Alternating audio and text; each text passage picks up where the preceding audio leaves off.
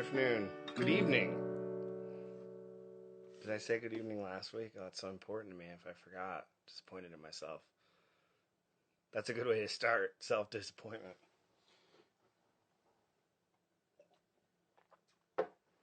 Welcome to All for Songs, episode 2. Trying a new platform today to see if we can get the guitars to sound better and still be able to join friends who are also in their homes across the country. I asked for some requests today and some questions, which made my decision about what to play even harder. So I'll have to see how to add friends, because I'm getting confused. I've never done this before. The add friends part. Oh, if I push this. Okay. Anywho, so I made my decision about what to play even harder. And I had some requests for What You Need. And it's like my favorite song to play, so I thought I'd play that. But I realized it played into some of the other questions that were asked about, like, how many songs we write for a record, and there's leftover songs, and how that works for Greensky. This song, What You Need, I wrote a long time ago, the first half. And, like, in the fall of 14 or something like that. And I just had a hard time finishing it, and we considered it for the record Shouted, Written Down, and Quoted. But I wasn't done with it, and I couldn't finish it. So we didn't put it on that record. Funny that it's my favorite song to play, too. If we put it on there sooner, then I'd have been able to play it for longer. But I guess I just wasn't ready to finish writing it. It was kind of personal for me. So I just put it on the back burner for a while, and then we were playing like Harvest Festival in Arkansas or something like that. And getting ready to go into the studio again to make All for Money. And I figured I should finish this song, so I wrote the last verse. And then wrote the last verse is the same as the first. Good old Bob Marley trick right there, to sing the first verse again. So there's a little backstory on this song.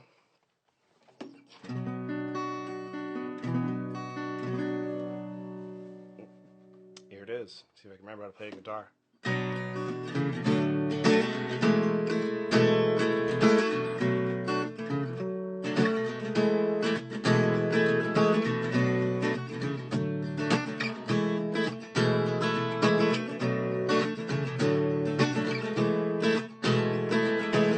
It's like you're gonna pull the rug on me. Who you gonna come home to see? Better take a long look inside, re-examine your appetite, 'cause there's a whole lot of air out there to breathe. Might choke yourself on your knees, trying to be free. What you need? Whoa, what you need?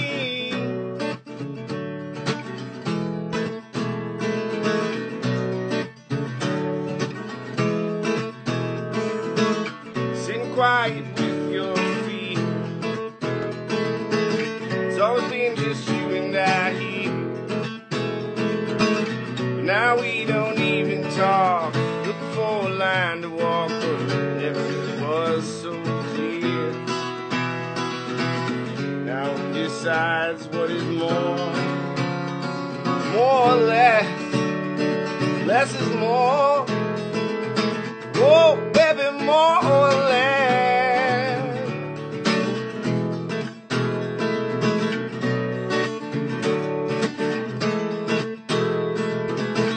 Better put me down to breathe. I wouldn't want to hurt you bad. So you can either be brave or fight. You decide which is right. Clearly you even want me. So just be real and let me go. Set me free. Listen and go. Whoa, it's what you need.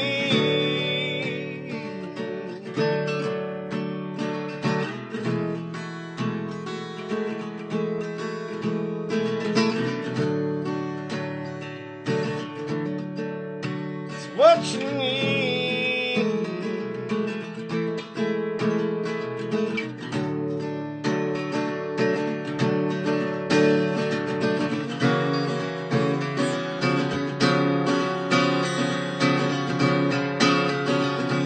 what you need? What do you need? Oh, what you need?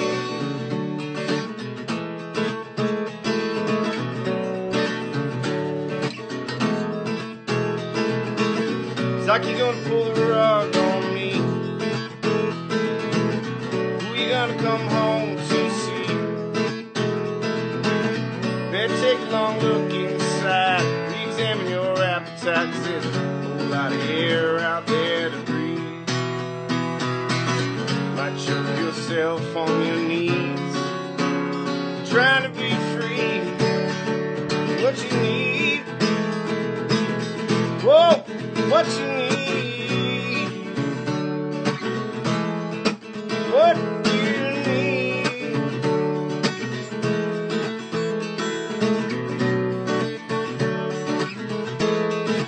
What you need?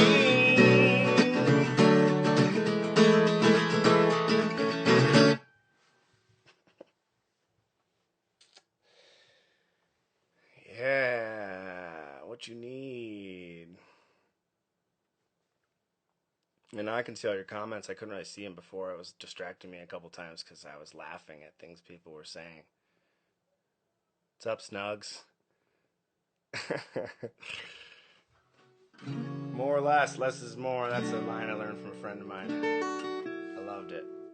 So I put it in a song. What else there? As far as songwriting beyond lyrics, like that song's got that big open section that we kind of came up with as a band, but I had an idea for how that would work. So sometimes people ask if those things, how many of those things happen in the studio and how many of them happen when I write it. I was kind of borrowing a lot of ideas, just like there's a Jason Isbell lyric, damn near swallowed by my appetite, that kind of inspired some of the ideas in that song too. So I played that one first because it's like a little less of a drag than 9 Days, someone is requesting. I was going to play 9 Days for a friend of mine, but man, that just seemed like a real rough way to open, right? So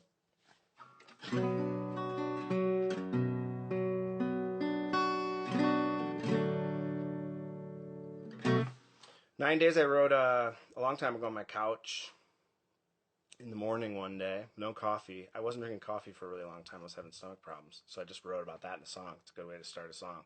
Just say what you're doing, right? Looking around the house. 9 Days, yeah. I was thinking about my brother when I wrote it. He was going through kind of a tough spot. And I never told him that for a lot of years. And then someone told him at one of our Red Rocks shows. He asked me about it. It's not like it was a secret or something, but I often just don't like to disclose all the details. They're like personal things for me. And I think that the parts that I want you to understand, I write about and convey an emotion with. So sometimes the specific details, who's pulling the rug on who, that kind of thing, are, those are for me sometimes. I know that you like to hear them, so I tell them. So if my brother's out there watching, this song's for you, bro. But I kind of just tried to put myself in his shoes, what he's going through, and I learned a valuable lesson that all the songs I write are about me, or what I know, or how I relate to something. Because even though I thought I was writing about his experience, it was like how I relate to that experience. The same thing sort of happened to me with Lose My Way. I was doing the same thing. And then the more I sing them and play them, they become a piece of my story and my pain or something like that. So I'm going to play 9 Days, and then we're going to get Lindsay Lou to join us.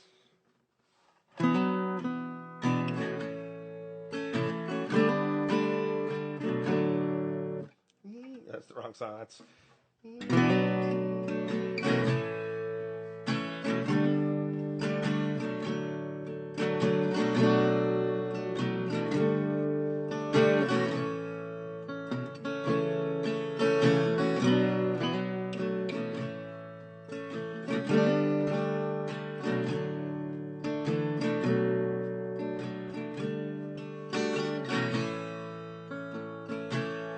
I've been fishing this river 4 days and 3 nights. no coffee with breakfast, and I don't feel alright. All this time on my hands and all of my arms, so many we've heard that there's none left to harm. Take me back up the river to my home. I've earned nothing here worthy to say, but I'm tired of pushing my hand.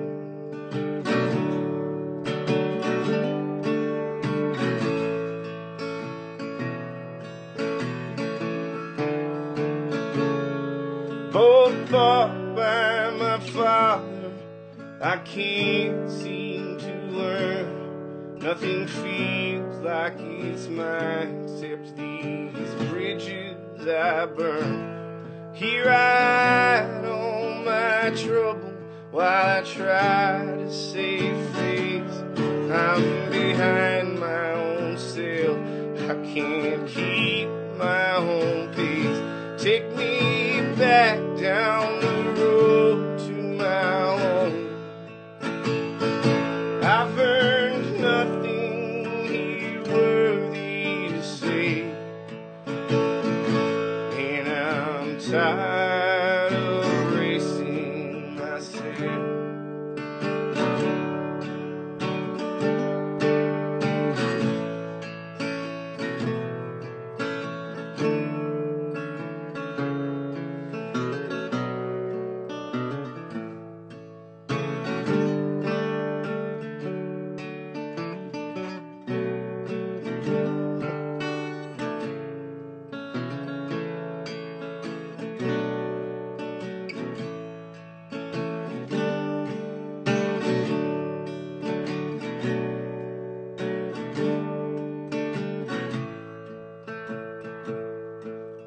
days to row home, still I've nothing to say. It's all the work that I've wasted that makes me this way. I'm twisting this piece that I took on myself. The only hope for me left is to redefine well. Let me back in the house that's my own. I've heard nothing here worthy to say, and I'm tired of making excuses.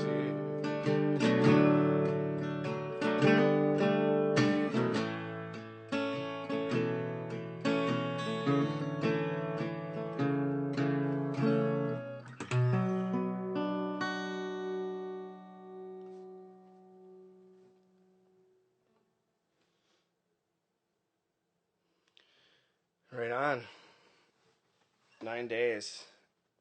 Yeah, I think there's this sense of fear of worth and all these things in that song that I was really relating to at the time. Greensky was playing a lot of shows, but it was real uncertain out there whether or not we were going to make any money when we got home or whether we were going to have enough money to go back out again. And so, I was kind of writing about myself the whole time, maybe, and my own fear of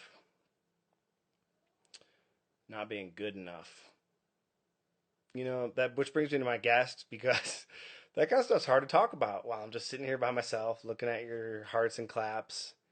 So I think that's why I wanted to have a guest on the show with me to talk about these things together. So we'll get Lindsay Lou to join us now, if I can figure out how. Lindsay, I almost sang the third verse of Beauty and Pain on accident because the songs are so similar. All right, so if I go back up here, I can see where you were. I don't know how to do this, folks. Bear with me. In all my searches this week to find a better platform, the best platform. Now, Lindsay, you might have to go out and come back in. Or do I have to scroll up? Uh-oh. This part I did not test. Some of you might have noticed I did do an Instagram live test the other night on the Fab site where there's less people and less pressure. Oh, there we go. There we go. There we go. Lindsay, add. Oh no, she declined.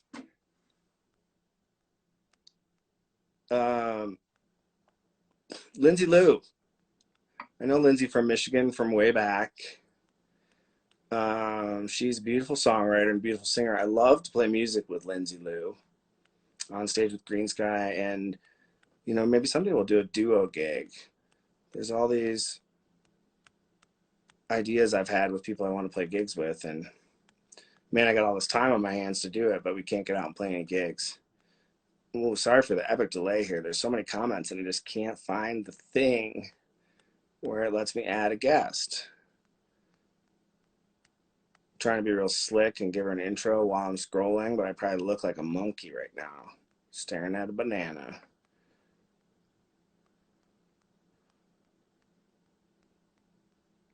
Where'd you go there? There we go, view. Lindsay Lou, add.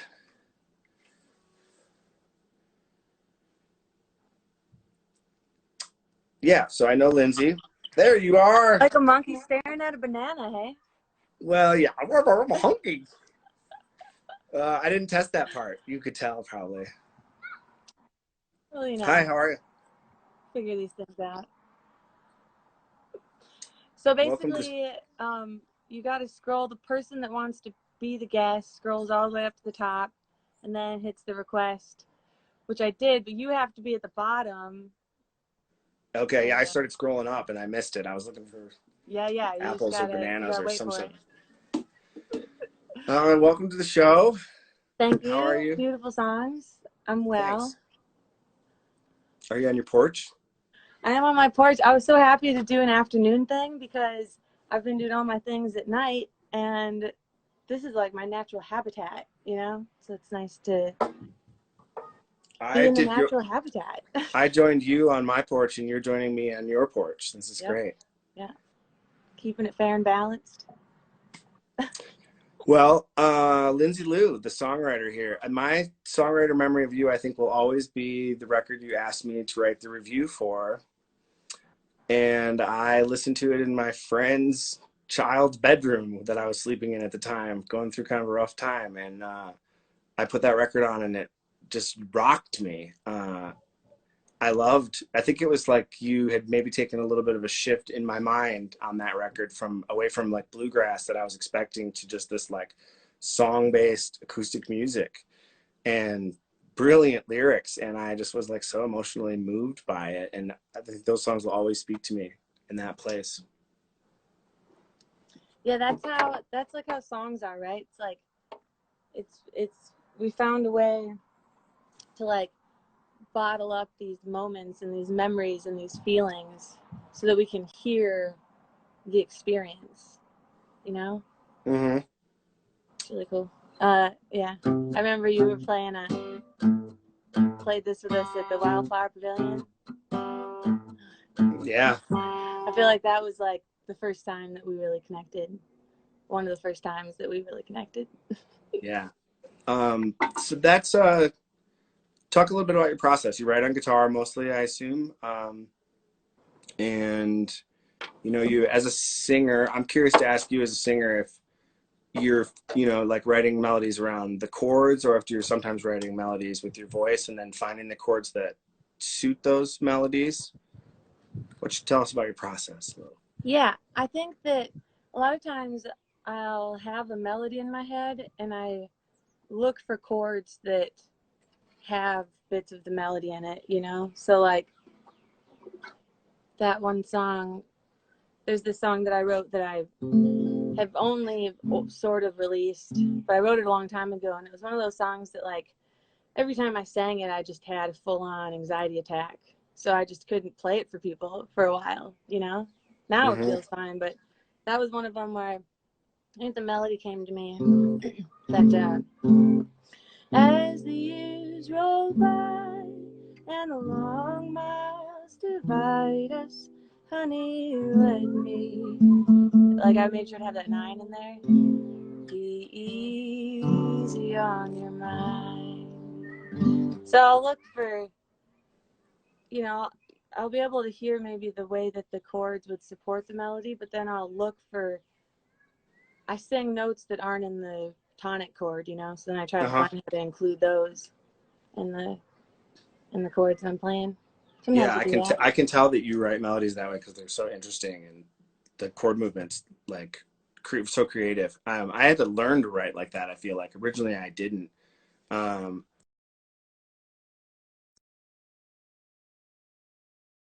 It's from Dylan. What's going on here? Carbone was producing a record for me and sort of encouraged me to start writing that way, and I wrote Reverend that way. I was kind of just following my voice. Did Carbone produce 5 Interstates? Yep. Tuesday Letter and 5 Interstates. Oh, I guess it's Reverend on 5 Interstates, not Tuesday Letter. I often don't know. Reverend is on 5 Interstates. Okay. I was just listening to it.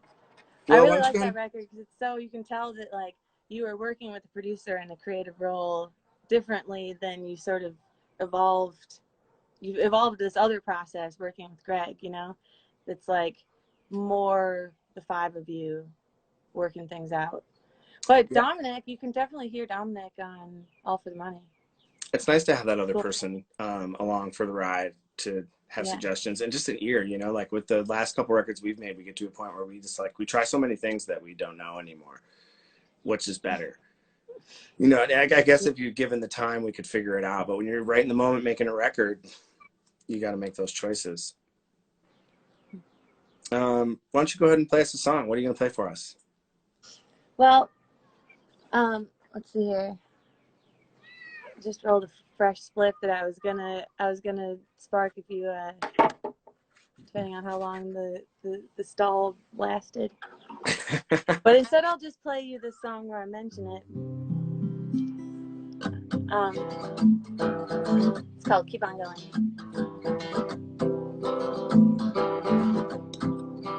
I took a drink of my coffee and a drag of my smoke. The light was like California, and the air it was like spring forever. And heartache was a dream that I could not remember. And you look like it too on a golden afternoon. Ooh, keep on, keep on, keep on going. It took one tree to build this place, one match to bring it down. I'm singing in the redwoods just to hear the sound ringing in the open spaces. I'm thinking about kissing you in all the right places. And you look like it too on a golden afternoon.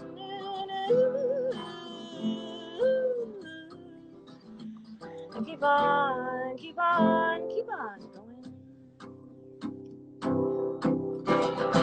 Yes, under the table I took your hand. I waited to see how much romance you could stand. I didn't think, I didn't have a plan. I've liked to play with fire since I can't remember when. And I burned all the letters I was too afraid to send. You seem brave enough to read me like a story that don't end. Yes, and you might like it too on a golden afternoon.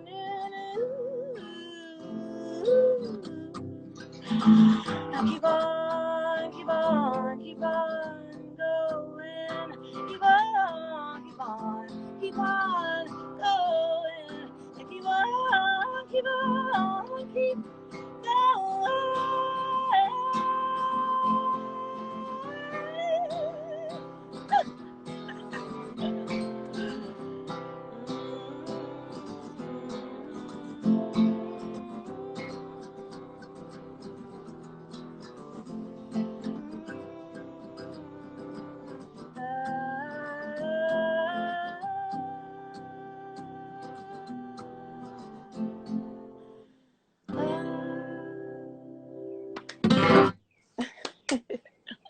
I loved it. Oh, Been playing with fire since I don't know when. You seem brave enough to read me like a story that never ends. Is that what that was? yeah, I've been playing, I've liked to play with fire since I don't know when, and I burned all the letters I was too afraid to send. And you seem brave enough to read me like a story that doesn't end. Oh, girl, that is good. You might like it too, I don't know. That is really That's good. better on a golden afternoon, that's for sure.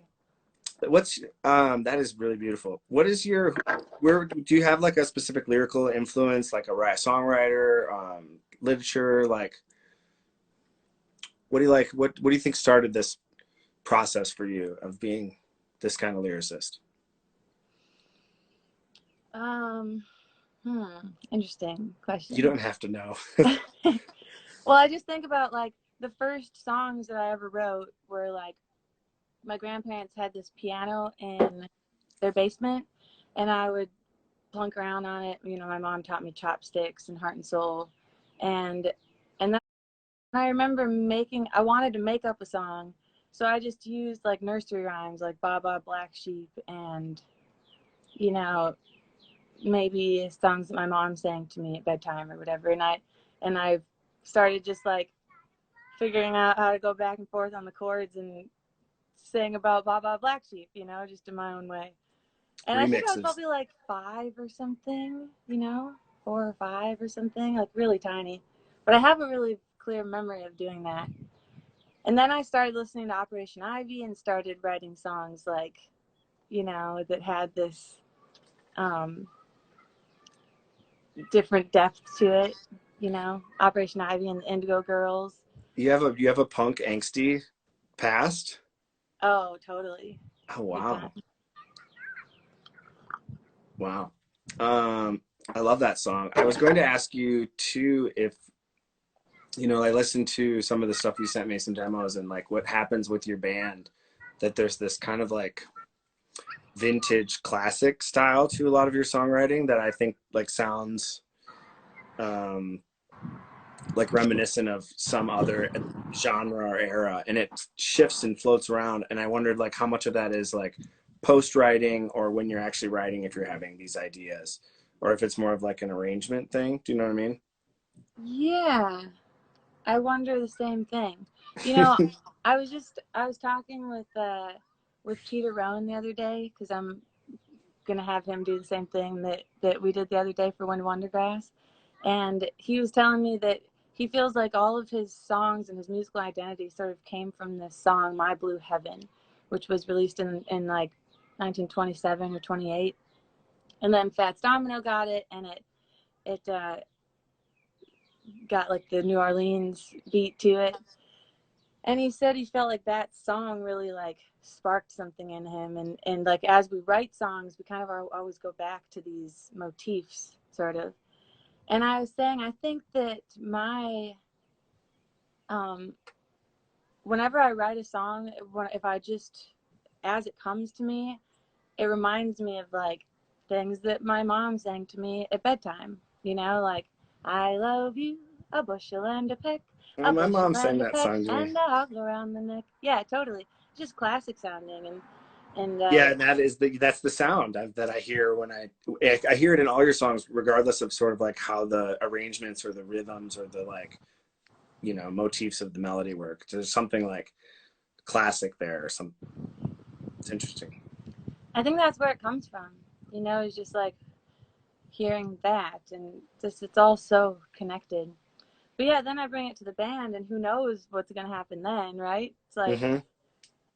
I remember The Power it sounded like this little jazz song when I first wrote it. And then by the time it went through all the gears of all the minds that were interpreting it, it just came out this whole other thing. And that was one of the most exciting things about playing with a band and getting into that world that I got hooked on.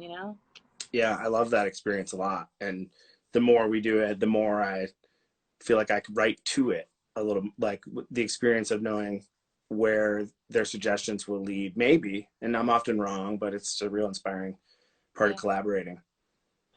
But now I'm like, Yeah. I'm like taking these songs to various people too, and seeing what all these different voices will, what sort of life they'll breathe into it, you know? So I'm just making all these demos like the ones that I sent you, that I went into some garage here in East Nashville and had these like suites that I'd written that are 2 songs basically. Because sometimes I'll sit down and do these writers lodges and just try to write like, I try to write 20 songs. I've only ever gotten to 10.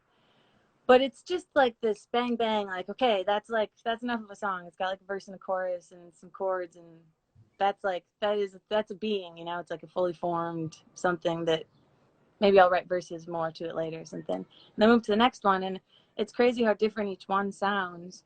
But it happened that I wrote 2 songs that mentioned bells, and so I wrote the Bell Suite, that one that's like, I Uh-huh. got used to loving you, I began to believe you were mine.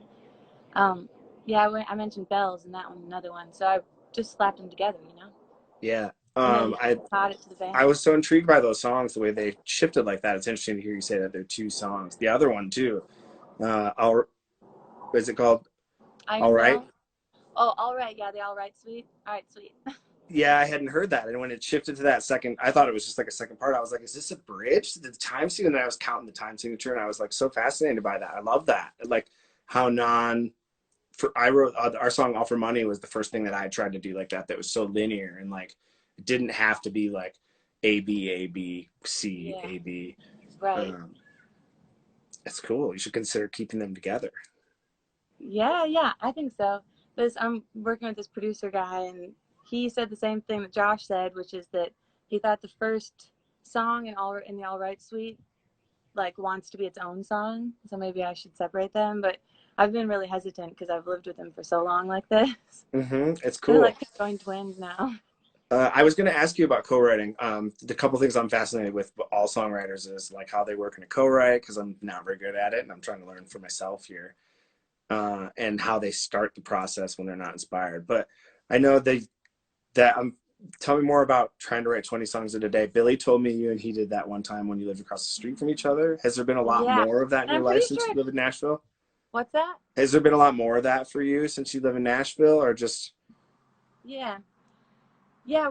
I'm pretty sure a couple of the songs on Home were from that session, and I can't remember which ones they were, but I need to clear that up with him maybe on Friday. Um, but so I moved to Nashville, which is like co-writing capital, writing capital of musician world. And the first one I did was with May and Rachel, you know, yeah. funnily enough, ironically enough. And so I was like in this little bedroom that we had rented when we first moved here, and all our shit was in the bedroom. Like our whole house worth of shit was just in this bedroom. And I pulled up May and Rachel or Rachel came over, she's in Nashville, and I pulled up May on the thing, and she'd gone to like some music school, lets people come in and use the rooms, you know, for a quiet space. And because, you know, she had Iris was little. And we wrote a song, and I remember just feeling like explosions were going off in my brain. Like, oh, I see how it can be done now. Because up hmm until that point, I just didn't understand how I could possibly be that vulnerable with another person with these things that I've been keeping and like polishing, you know, in the night, and getting to be just so to let down some guards and some walls and just say not be so precious with it, and which is what the writers lodge does too, just getting it out, and turning the editor off a little bit just so you can put everything out on the table, you know. Yeah, it's a really delicate balance, that vulnerability, a delicate balance between sort of like detaching yourself from it, but also like that part of you that like is, like when I wrote 9 Days, it was like so cathartic for me. Like it was for me. I needed it. Or Beauty and Pain was the same way. Like I didn't care what became of it. I needed it. And then when you're like trying to craft with other people, You like you can can't tell. craft that kind of song because it's too important to you. But you can, or you think that if you're detached from it, writing with someone else, that it's not as special because you're just crafting it. Well, see, I had this song that reminds me of this experience I had recently where I had this song. I had written the chorus and just the chorus, I think. No, first verse. Doesn't really have choruses or verses, but I wrote the first stanza basically, and it stuck in my head, so I kept singing it. You know how sometimes these things happen where it just sticks with you, and so okay, maybe that was something. And then years later, I go back to it, and I'm trying to squeeze more song out of it. It's like I love that. I love that analogy that's in that this like Dostoevsky book where this character goes to see this amazing painter who has amazing technique but makes shit paintings, and then this other guy who's like, yeah, his technique is like a side note to this beauty that he's making that's just like uncovering. Instead of trying to create something, he's just trying to uncover what's already there, you know? Wow. And so I like to think about songs like that. And what was I talking about? Songs. That's what this is what happens. I love that. I love that. Co-writing. Well, play us another song. Oh yeah.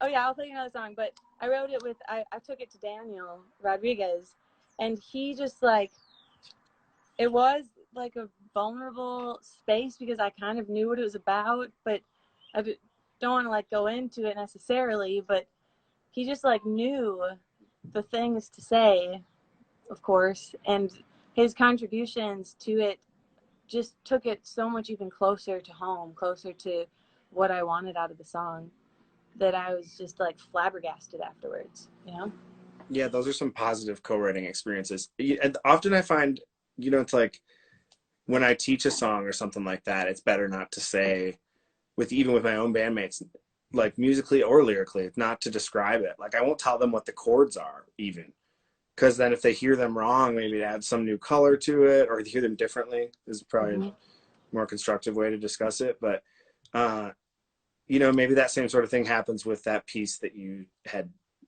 Daniel finish. Yeah. Do you, exactly. is the Warblers record that's coming out, is that a lot of co-written stuff between the three of you, or do you? Yeah. Cool.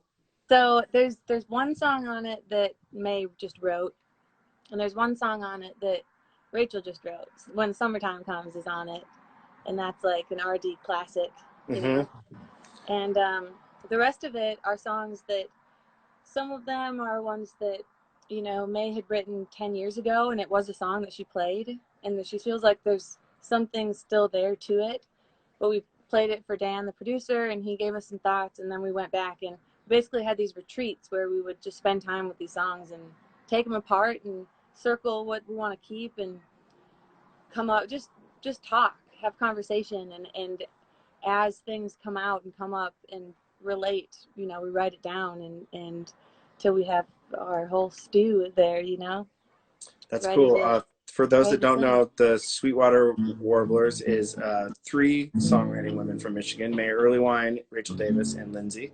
The other two girls have both been on Greensky Records, so I guess it's got to be your turn by now. All right. Deal. Deal. What else? What else are you gonna play for us? I was going to play the last song on the Warblers record that's going to be released in May, but we're releasing this one as a single on the 10th of April coming up.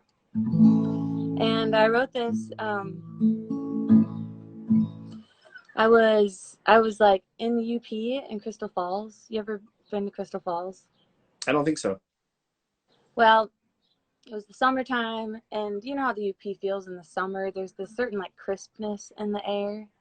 And I was about to get on stage to play for my hometown people with my beloved Warblers. And I decided to just go hide behind a little brick wall there. And as people were coming in, and I smoked my spliff and just kind of sat with my thoughts for a little bit. And I heard my mom laughing in the distance, cackling, at something. And this, the first stanza of this just like dropped into my head. And so I took out my phone, or no, I went into the green room and I took out my phone and I put the voice memo on and I sang this thing that fell into me to May and Rachel. And I just sang something that felt like, well, maybe this is where the melody of the verse would go. And in the voice memo, you hear May and Rachel both go, yeah, that's totally where it goes. I love. I was listening to it and I thought to myself how they're both mothers while I was listening to it, and the unison is so powerful, all three of you. And then it's so interesting to hear that you are the one who wrote it about your mother, and then I hear them singing it as mothers, and then like different. I was struck by that immediately, and knowing them helps. But yeah, so cool. yeah. So I sent it to my friend Maya, and I sent the voice memo to her, Maya DeVitri, who is a co-writer with us on the record, and she wrote these 2 verses to it that brought in the great mother, you know, and turned it into this another vantage point or perspective of our relationship with the mother. And that sparked a whole new thing. So then the 3 of us, me and May and Rachel, got together, wrote the last verse. Then Maya came and we did some more tweaking. But it was a long process. That first demo of us singing it together in the Airbnb that we rented to write is like, I listened to it so many times just as like letting this like balm wash over me, you know, as like just this like most peaceful, loving. Anyway, What's it called? it's called Mother's Voice. Now you know how I really feel about the Warblers.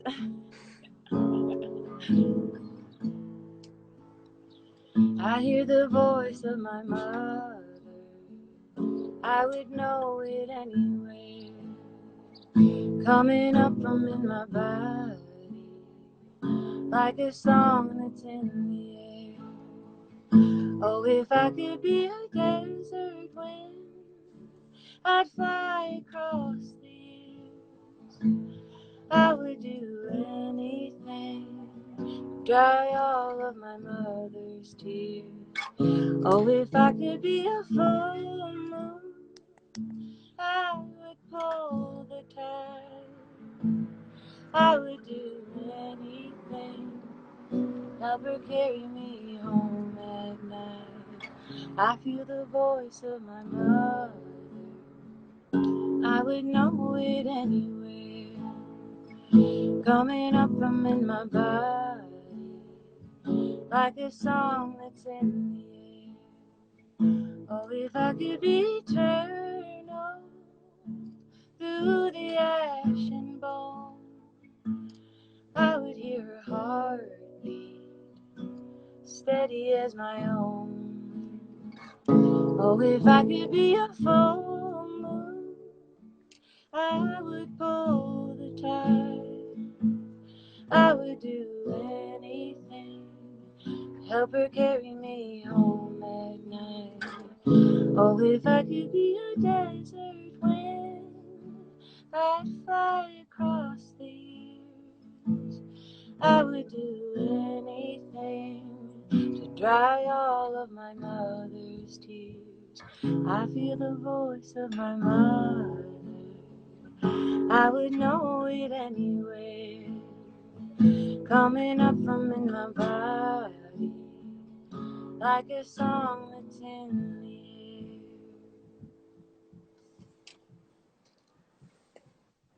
That's beautiful. That is beautiful. I wondered how it would sound. The track you sent me is so cool, and like, love. There's all this haunting, like, sustainy. It's It's like cool. in these, he put it into these echo chambers, played into these echo chambers, you know, at the Sound Emporium, where all this music has reverberated, you know, Raising Sands and Merle Haggard, and oh, it was such a trip making this record. I can't Just wait to hear the rest of it. Thank you for being on my video interview talk sesh. thanks for having me. This is It was Lindsay fun. Lou, I watched. everybody. Follow her music. She's playing live a lot of nights of the week. You can hear more of her songs. Yep. And oh, I did want to. You said I could request a song, maybe, right, for you to like play next or something.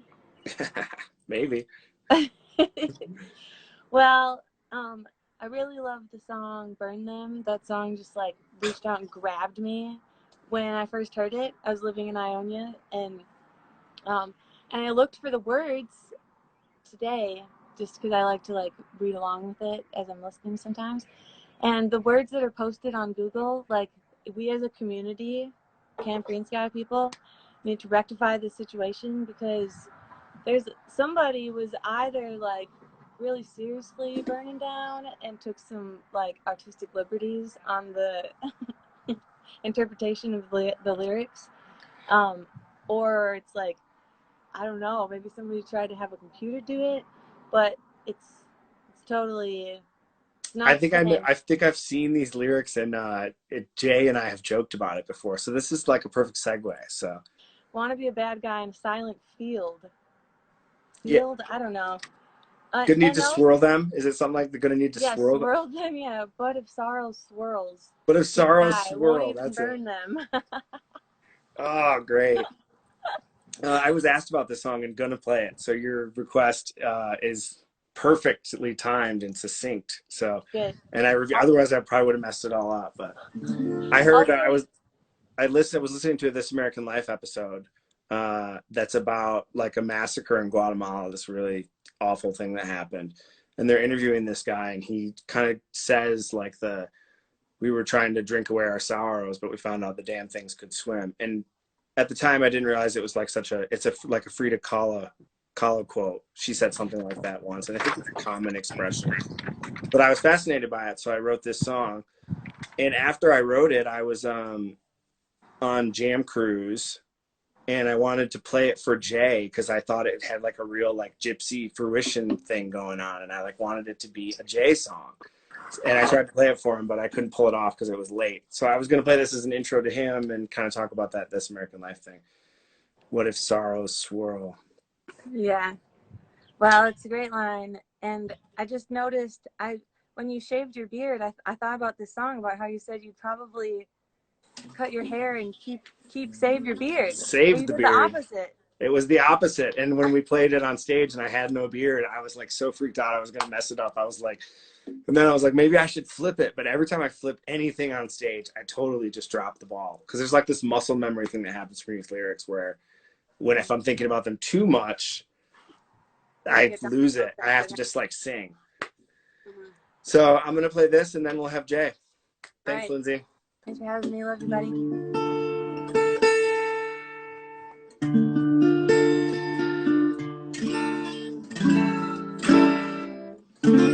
What if sorrows swirl?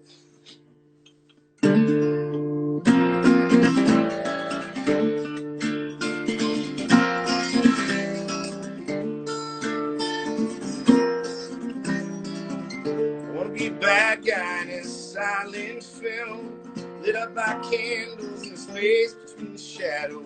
I wouldn't have to say nothing or sound mean. I just wouldn't smile or look too pleased. They can't all be good. My guess better than they should.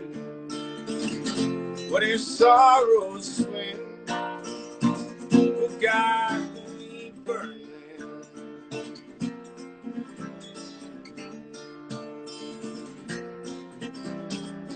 Probably cut my hair off and save my beard.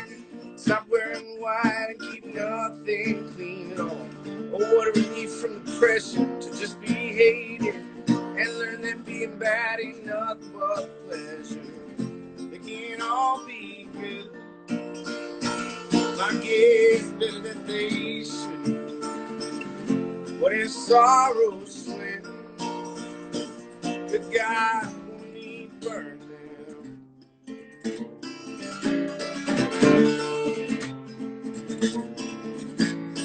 Good God, won't need burn them. Good God, won't need burn them.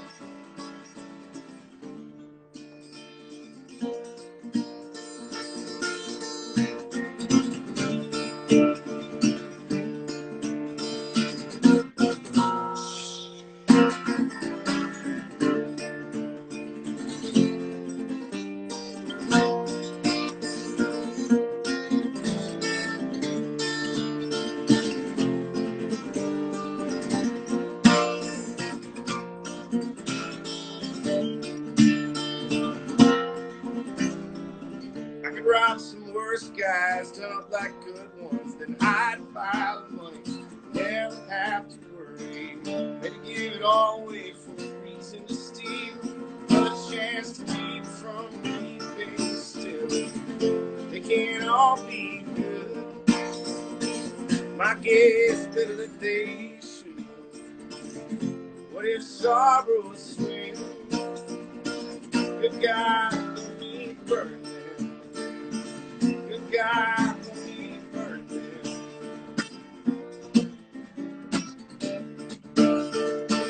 Good God, don't need to burn them.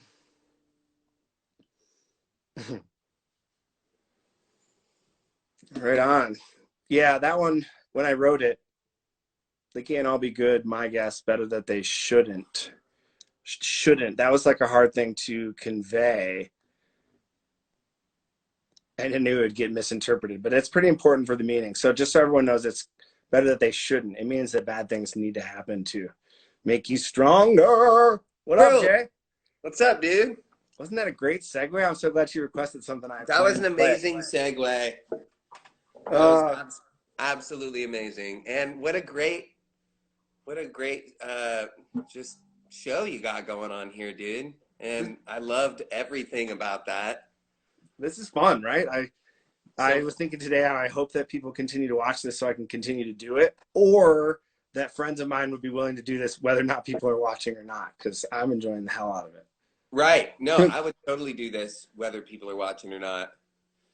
In fact, we did with Nathan Moore, we did like a live stream probably, 4 or 5 nights ago with me and Willie T and Nathan Moore and Taylor Kingman. It went 6 hours, dude.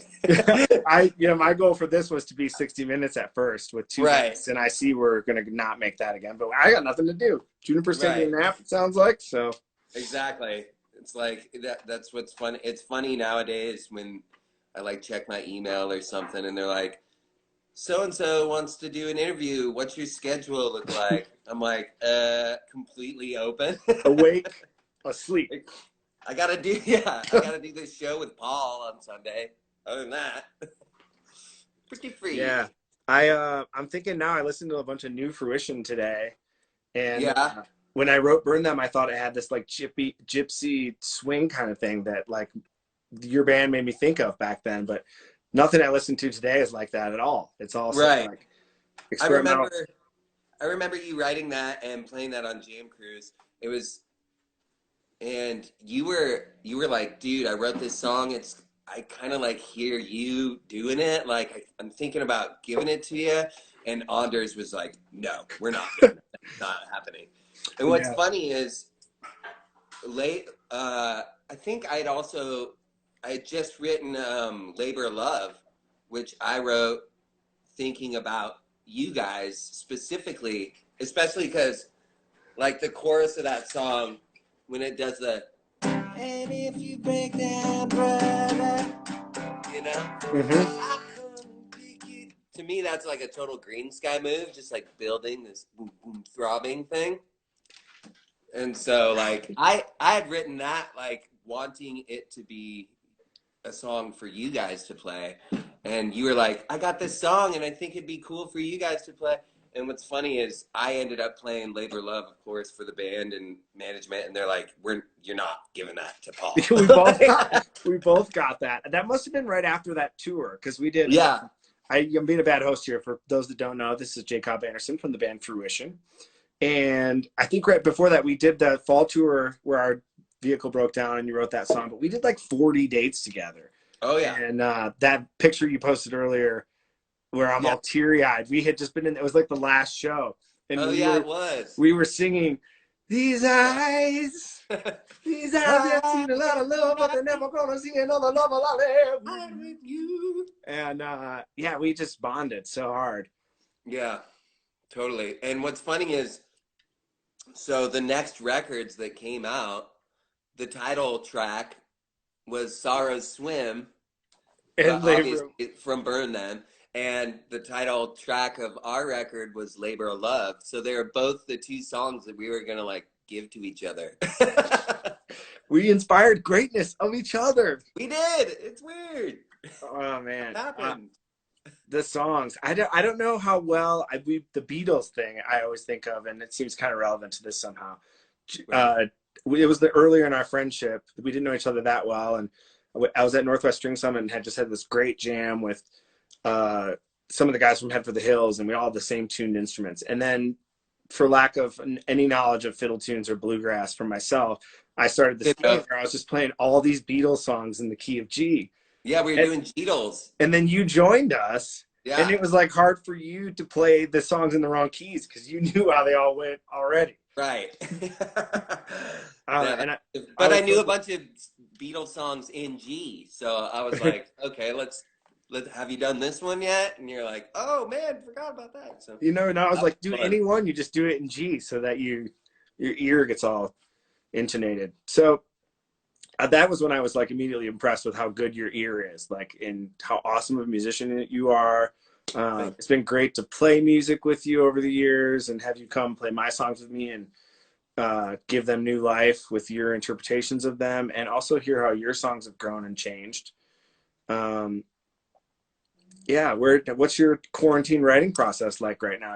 Oh man, it's been crazy. It's like, what's funny is when the whole thing went down, Fruition, we were out on the road, and we ended up canceling 2 gigs and just calling it because stuff was getting weird out there, and so we came back home, and it was like, you know how it is when you get back home after tour. I don't, this is something to explain to the people out there, but like, usually when you get home from tour, you don't want to leave your house anyway. You just like come home, you like want to do the dishes and like sweep the floor, and like I do like random stuff like that. I like keeping like just small stuff, doing the laundry, and like I just stay at home, and usually Megan will like go to work, and then I just have the house to myself, and I'll kind of read a book and slowly work on ideas. This has been very similar to what I would normally do when I get back from tour, but now we're like 2.5 weeks into it, so now it's starting to feel weird. Do you as a writer have do you like a sense of pressure? Do you feel like now you're home and you need to be like, use your time productively? I feel like I've been fighting that pressure off, to just because I'm usually always pretty obsessive about working on music constantly. So I feel like during this time, I've kind of given myself a little leeway and been like, you know what? Especially because you know how it is. The second this whole thing went down, instantly it was just like a flood on the internet of live streams. Everyone's live streaming, everyone's like doing their shows, and it's like, so there's all this pressure, just first of all from myself to just keep writing and to try and get some gold out of this, but also at the same time looking at all of my peers and how hard they're like pushing themselves out there online, and I was like, you know what, I'm not gonna do that. I'm not gonna pressure myself. I'm gonna give myself some time to just like be, and to like chill out and not think about any of this stuff, because that's what I usually do anyway, constantly, so I've kind of looked at it as the opposite, and this is kind of like a vacation for me. Good. I'm always curious. Part of the reason I wanted to do this format is because you said that there's so much streaming going on, to do something different, and also that interests me and would help me be a better writer. And all right, apparently you can only do that for an hour and it'll cut you off. Also, it did not let me save it.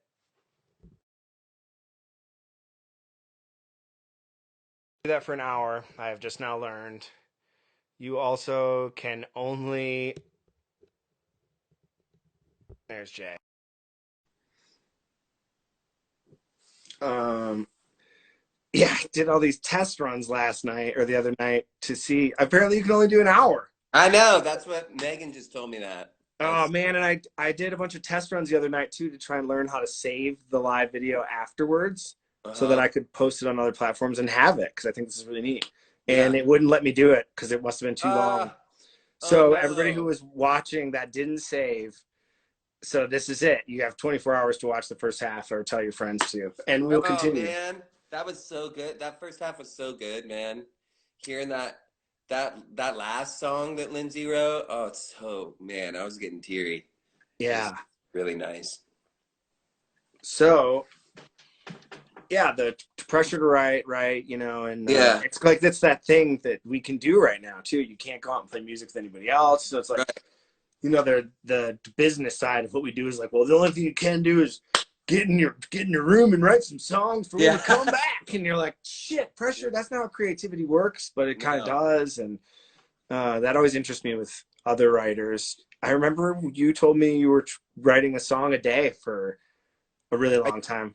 I tried that. I was gonna go for a year, but it just it wasn't. It didn't work out. It got to the point where I was like forcing stuff and hating it. You know, it's like once you get to that point, it's kind of like I.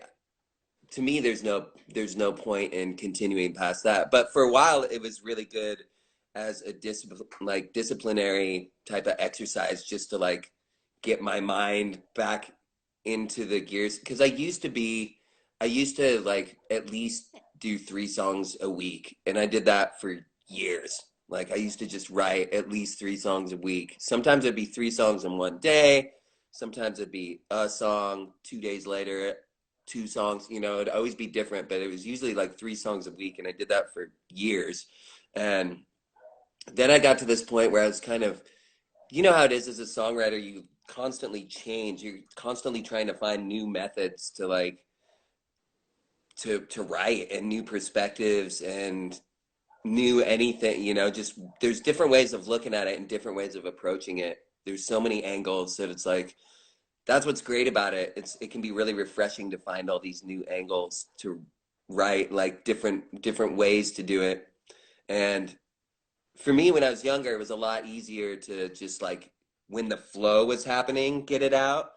And then once that started kind of dying down a little bit, it was like, okay, well, now I have to like motivate myself to actually like start digging, you know? To create, yeah. And well, there's Yeah, like, you know, there's like recycled ideas. For me, it's hard to be that writer that you talk about that writes that much, because I feel like right, I cook up this idea where I'm gonna like use a major third, right. and then I would like want to use it. So if I Yeah, were to write without using the material, I feel like I would just regurgitate that idea until it sticks. And then what if I like it 3 times? right.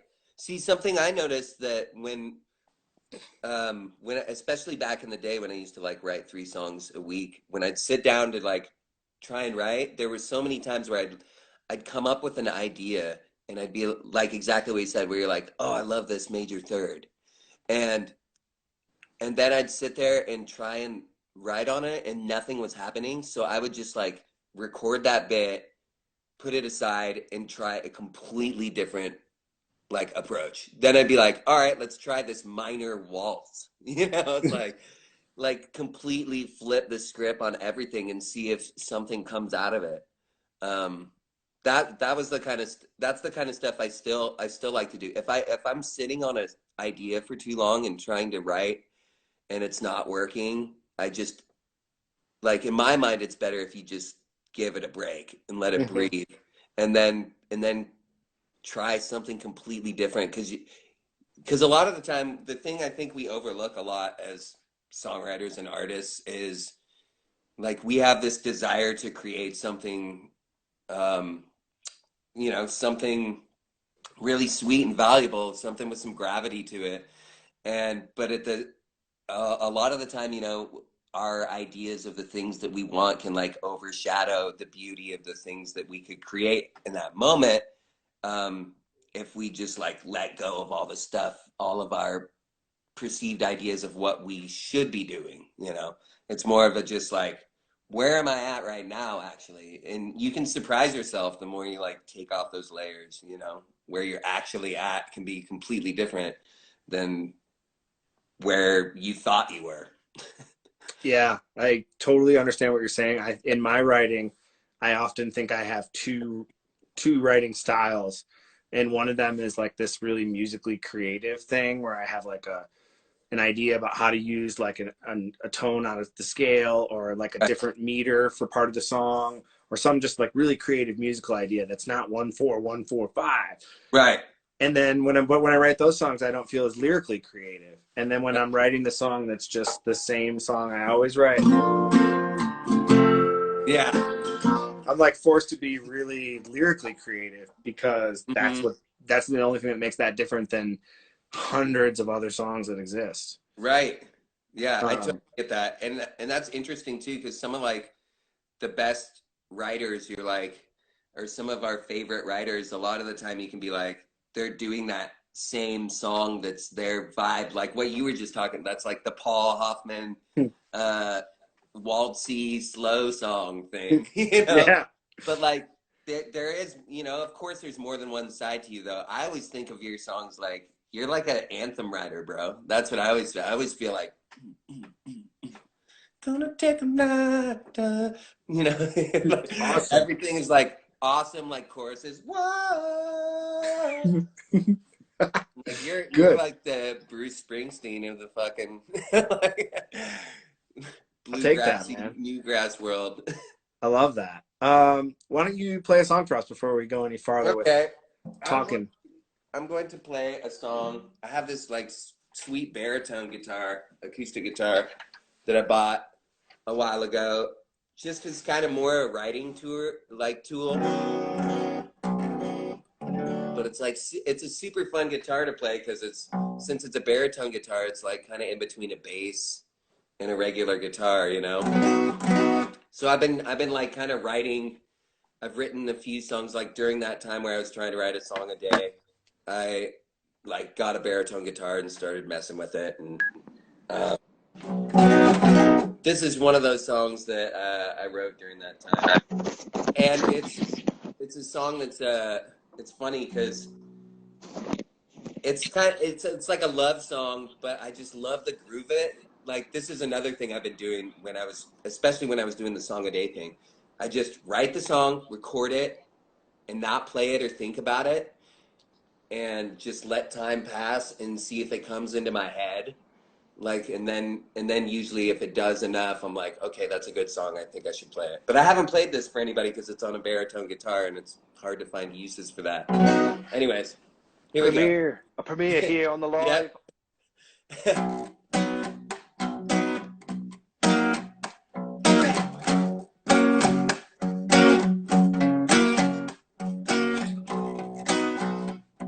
The light is breaking through the city.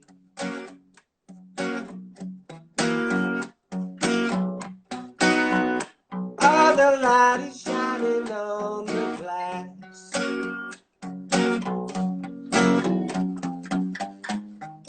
Watching the cars go by.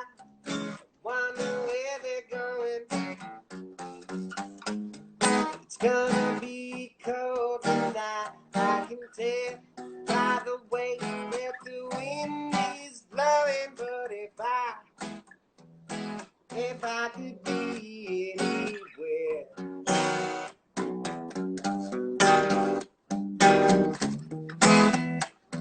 well, I know where it is I would go.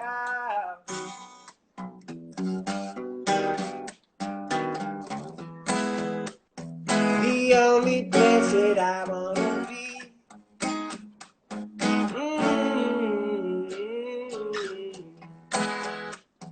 is anywhere with you next to me.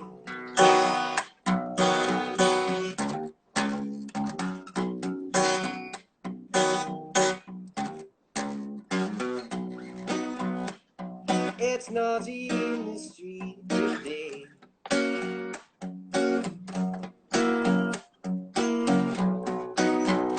I can't even hear my own self think.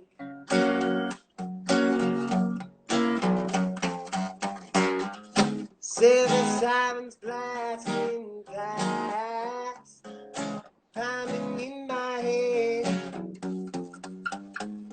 You came and then you went so fast. I should have never let you leave that bed. But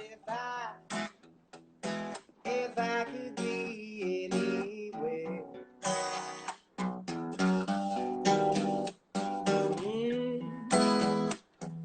Well, I know where it is I forgot.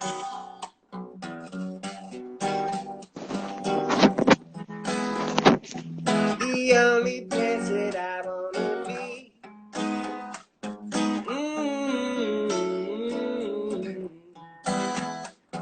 Is any place with you next to me.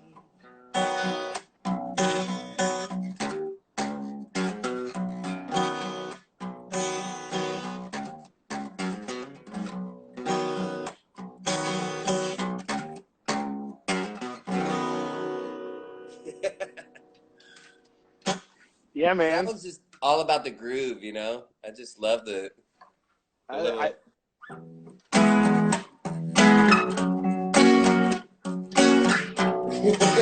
yeah, that's really cool, man. I love how you get this like you have this like soul R&B thing to the way you write and the way you use your voice. It's so unique and cool.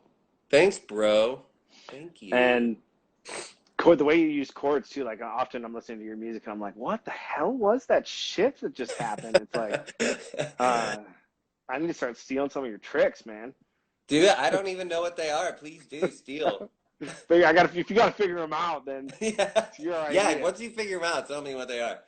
Because it's funny. I remember it's because listening to your interview earlier with Lindsay, she was talking about how like that the Peter Rowan thing, My Blue Heaven, like when he heard that song, it kind of like opened up this whole it like created this whole palette that he didn't realize that he could like paint on.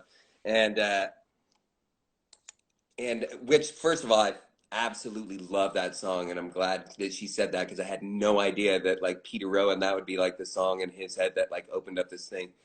But you know, of course, there's a million different things like that musically, and I think like one of the things that changed the way that I view songs and like the way to write was when I first heard Django Reinhardt and like gypsy jazz stuff. So There's like, that gypsy jazz. I knew it was. I in know there. you were talking about that, and like honestly, I know why you feel that way is because like, so the first time I like realized what a diminished chord was and how they work, and like an augmented chord and how that is similar but different and how that works, and like how you can tie together all of these different chords with these transitional chords, like diminish things. So from the second I like heard gypsy music, I was like, what the hell is this like weird diminishing and then I started using that whole like diminished feel in the middle of songs where you kind of wouldn't expect it, you know?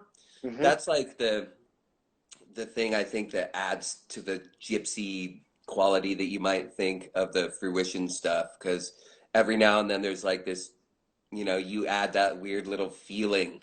Like a diminished chord to me is just like so much of it feels so discordy that it like creates a feeling more than it feels like it makes a sound. Does that make any sense? Yeah, it's a color thing or like a passing tone. Sometimes when I'm learning music that has that in there, Yeah, it's totally. like it can be so interpretable. Like, is it diminish this or is it this with this in the root? Or right. It's interesting to figure out. I wanted to ask you a little bit about the band too, and thanks, buddy. I switched mics while you were playing. I'm getting some feedback. They can hear this because it's using that mic now, but I'm not. I'm not playing music anymore, so we'll see. Who knows? It's not going to save anyway. We're just living in the moment here. Be in the moment.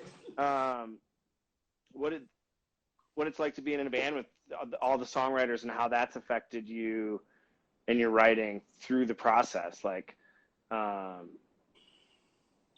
You know, like songs where someone else sings lead on something. Did you co-write that, or did you write it and then they sing a line, or vice versa? And what's that process like for your band and you as a writer?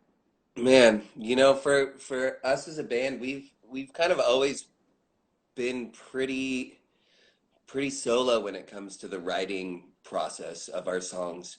Up until honestly, like the last record, I don't think we have a single co-write on any of our records, with the exception of our last two releases, which are Wild as the Night and Broken at the Break of Day, which is kind of basically two sides of the same record, which is exactly how it is. But you know, we've never really been like a co-writing type of. I guess there have been a couple like early on things, but the way I've always kind of viewed Fruition, when we first formed as a band, I was doing Fruition and I was doing my rock band, The Villains, and then I started a thing with Brad Parsons called the Bellboys, and that's where we got Tyler Thompson on drums too. So I was like, I had all these different facets that I could kind of, like Fruition to me was like my Old Crow medicine show type of vibe. That's how I thought. It was like party string, like let's drink whiskey and sing some harmonies, you know, Yeah. and play acoustic music. And then my rock band, The Villains, was like my whole outlet for just like this wild rock and roll demon that I have in me that I need to exercise from time to time. And then the Bellboys was like somewhere in the middle. It was like Americana. It was like kind of how it was the combination of the Bellboy or the Villains and Fruition. And so like I had all these different facets, and it was easy to be like, oh, this is a great Fruition song. I'll put it over there, and this could be for the Bellboys. This is obviously a rock and roll song. It goes with the Villains. And then once it got to the point where like the Bellboys fell apart and the Villains, like we just stopped playing, there wasn't enough time to do that anymore, and Fruition kind of took over. I kind of started putting all of that energy into Fruition and trying new stuff and trying new rock stuff, and trying stuff that we wouldn't normally do. And I think from that point on, it started getting, it started opening up more to like the kinds of things that we could do possibly if we were to co-write, and just like the approaches all were changing pretty quickly, you know. And so I think like our new stuff now, it lends itself to that co-writing thing because we just like naturally gotten to that point. But for a long time, I didn't know if we were ever going to do that, just because we all write so different. And one of the beautiful things I think I was trying to say with the whole thing I was talking about earlier, having all these different facets, is like what I loved about Fruition when I had these other bands I was doing too, is when I walked into Fruition, it's its own thing. And I loved the surprises that I would get from like Mimi's like, I got this tune, and she would play it and I'd be like, oh man, I love this. This is so great to be in a band with like these other, and Kellen too, you know. Kellen's been writing like crazy, like really beautiful stuff and like neo soul-y type stuff as of late that is really, it's fucking dope. Like I love it. It's cool. And, yeah, they're good tracks. but like that's the thing, is like I used to love that so much about Fruition, is I would come to that band and it was like all these like completely different ideas, and they were just sweet the way they were. So it's like I didn't want to spoil that by like trying to, you know, sit down and like criticize lyrics, you know, because that's the hard part about co-writing is, first of all, as artists, we're like super hardcore critics of our own shit, you know. Mm-hmm. Like I'm constantly dissecting my music and being like, well, this is no good. Like all these hundreds of songs, like there's nothing in there that's good. Like, you know, that's how I feel sometimes about my own shit, you know. We get like down on our stuff. So co-writing, I think the hardest thing is being able to take criticism, you know. And it's funny because like when someone will bring an idea to the table and you can instantly be like, oh, I totally get what you're saying. I know where this idea is coming from. This is the perfect line. Here you go. And then they hear it and they're like, that is totally not where I'm coming from or where I'm trying to go at all. Like, you know, it's funny how that it can happen. So like, I think we avoided a lot of co-writing because of how sensitive we can all be. And sometimes it's naturally easier to co-write with people, with certain people, and sometimes it's really hard with certain people. So I think with the last releases though, we really wanted to try to co-write. So we actually like made a time where we we like flew out to where Mimi was living, Kellen and I, and we just had like 4 days or 5 days where we just every day, that's all we did is we got together and like, so I got this bit of an idea, I got this bit of an idea, and all of us would try and work on stuff. And that's like, that's what that whole record ended up turning into. Cool. I listened to both sides, both records this morning, and I was wondering about that. Or just even like, I find with Dave and I don't co-write either, and we always talk about how we don't co-write, and we're wondering like what it is. But Right. as a band, we kind of do a really big arranging process afterwards that changes my songs a lot or his songs a lot. It's not so much a lyrical thing as like what Right. if this chord was different, or what if we eliminate that chord, or what if the Right. groove is totally different. But I noticed sometimes that Dave and I, we like share this creative process uniquely. Like I'll come and I'll be like, I wrote these songs and this one's got this chord shift in it that's really cool, and he'll be like, huh, I wrote this song that has this chord shift in it that's really similar. Or like we'll use the same words, like that's really interesting. Like he'll use a word and then like 3 songs later I'll use, and it'd be like an odd word like dynamite or kerosene or something, you know, like that makes like, sense in your lyrics. Kerosene, it like becomes in our repertoire as like this collective consciousness or something. And I just wondered if you had, like, if you ever are sitting down and are you writing a song and you're like, wow, this is a Mimi song.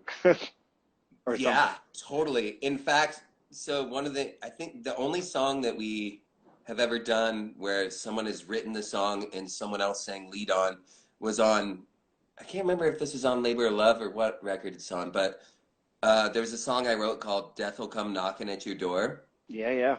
And so when I was writing that song, I was actually like, I was watching an episode of The Twilight Zone, which I love. I love The Twilight Zone. I'm obsessed with it.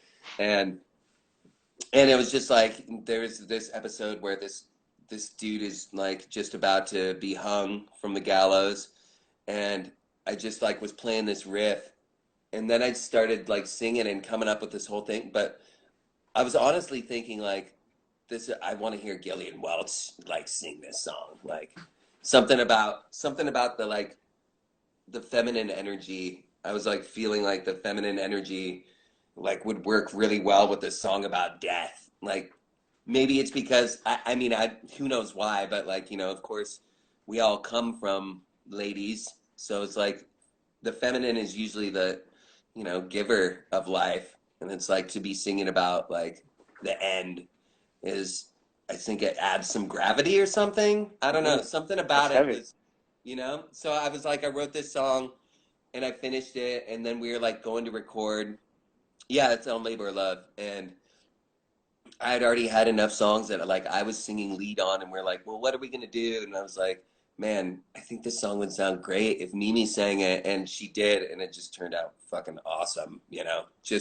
And we just did it acoustic, like banjo. Tyler Thompson's playing banjo on it. I'm playing guitar, and Jeremy Garrett from the String Dusters is playing fiddle, and then it's just us singing harmonies and just real stripped down like that. But yeah, it's cool. We did it that way on stage one time at the 930 Club or something like that. Totally. With you guys just singing. Yeah, but I can't remember why I said that.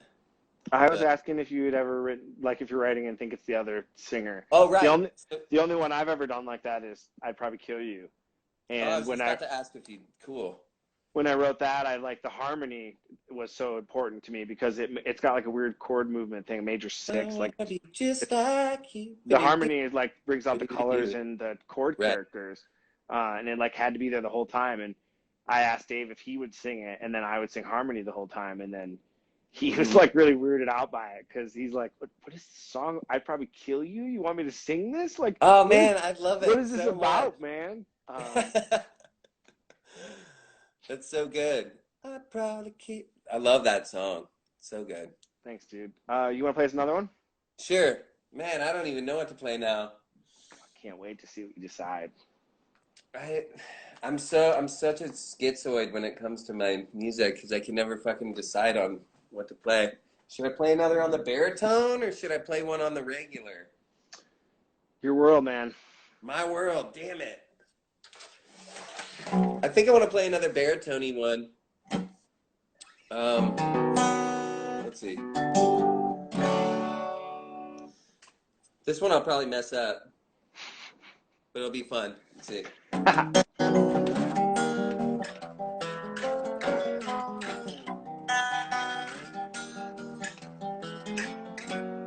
I'm aloof, I'm a child to be better. I know I ain't perfect, but I love you forever. When the tears fall from your eyes, I collect them in a cotton and pour them in the dirt. Plant a beautiful garden. Can't be spoken, 'cause words can't express the euphoria I feel whenever we kiss. And there's nothing in this world that I couldn't do if I had you.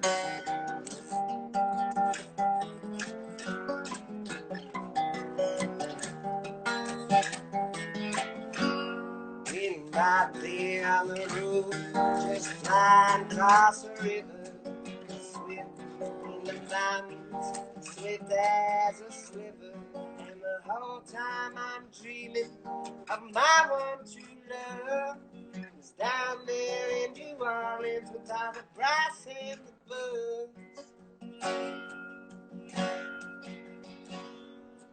It can't be spoken, 'cause words can't express the euphoria I feel whenever we kiss. And there's nothing in this world that I couldn't do if I had you.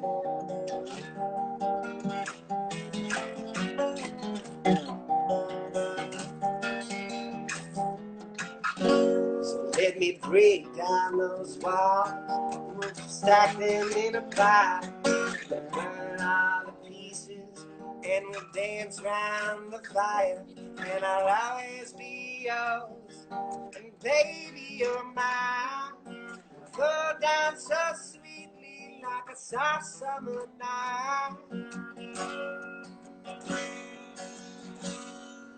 It can't be spoken, 'cause words can't express the euphoria I feel whenever we kiss. And there's nothing in this world that I wouldn't do if I had you. Yes, if I had you.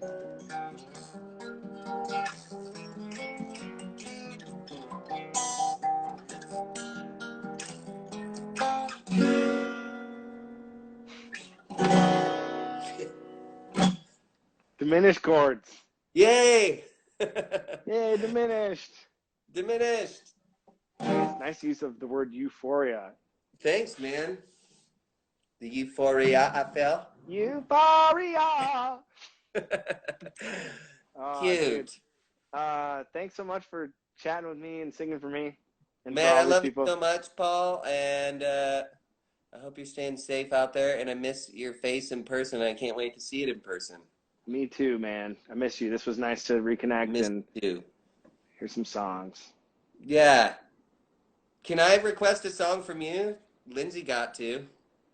Maybe. I thought the show was over. But Is it over? I could maybe play one more. What do you want me to play? Either Wish I Didn't Know or Do It Alone. I love Wish I Didn't Know. You do, but the guitar version is very different. Good. I might have to do it next week. Okay. Because I didn't practice it. It's been years since I played it. How about Do It Alone? Is that also not a? I could probably do that. I could probably do that. Bro. We'll close out with the anthem. Fist pump. Do It Alone. Love you, man. Love you too. Take care. Okay, we're gonna play Do It Alone for Jay. I'm gonna take this thing off. I just happen to be in the right capo position, so.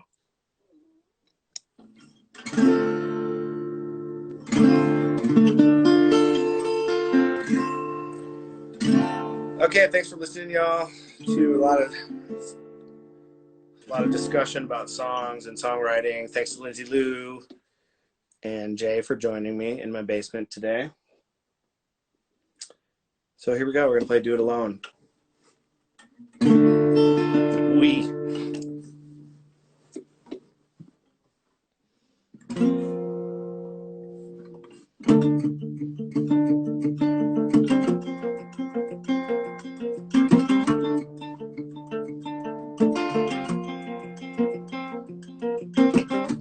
Heaven's gonna pass you up, living life like this, leaving all but nothing. There's nothing for you to miss. That's why you're feeling up. Doesn't feel good enough. Empty is the words I say. Short is a long-lived day. While it all gets spent, looking for consistency.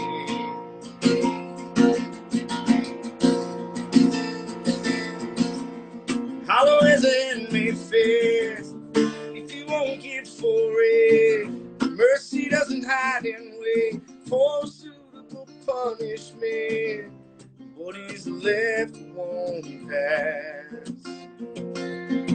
just pushed off and named the past. Why do we do it alone? Why do we do it alone?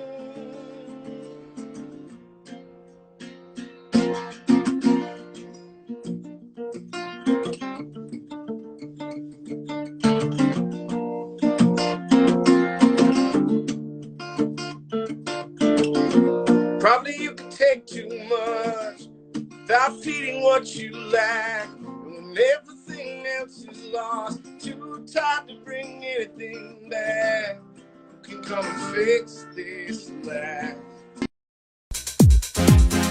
Pump up the jam, pump it up while your feet up.